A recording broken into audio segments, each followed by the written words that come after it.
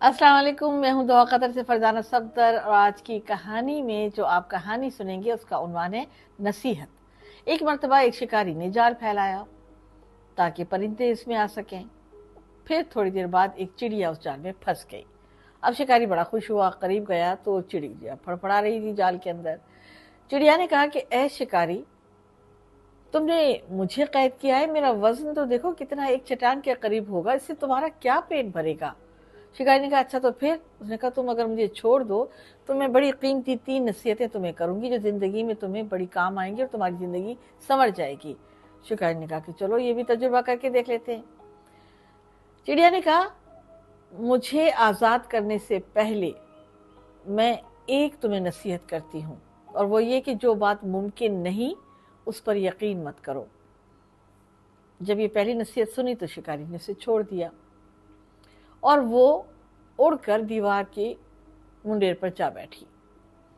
वहां से उसने कहा कि ऐ शिकारी, मेरी दूसरी नसीहत ये है कि जो बात हो जाए उसका गम मत करना।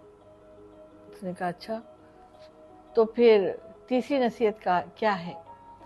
चिड़िया ने कहा तुमने मेरी पहली जो नसीहत थी शायद गौर से नहीं सुनी।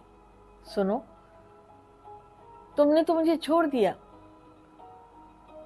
मैं चिड़िया जिसकी पेट में एक पाव भर का कीमती मोती है, अगर तुम मुझे पकड़ लेते, ज़बह कर लेते तो ये मोती तुम्हारे काम आता, बल्कि तुम्हारी नस्लें भी ऐश करती।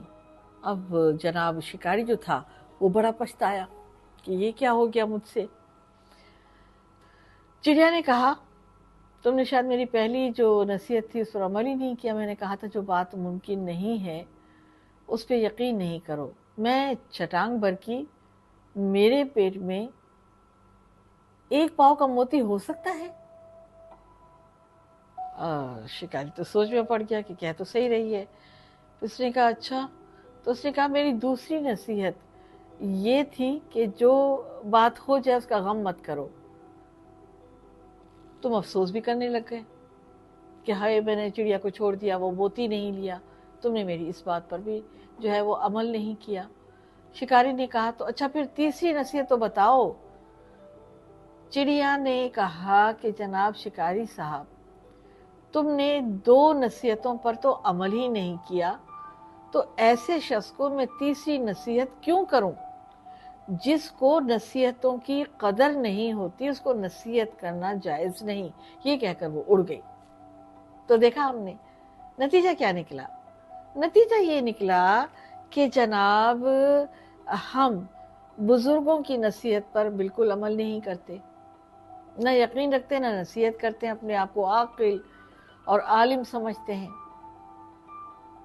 तो जो नसीहतों पर कान नहीं धरता वो इसी तरह नुकसान उठाता है।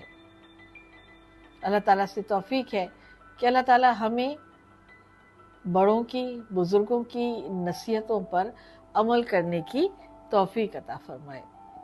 आमीन। अपना ख्याल रखिएगा। दीजिए इजाज़त। अल्लाह हाफिज़।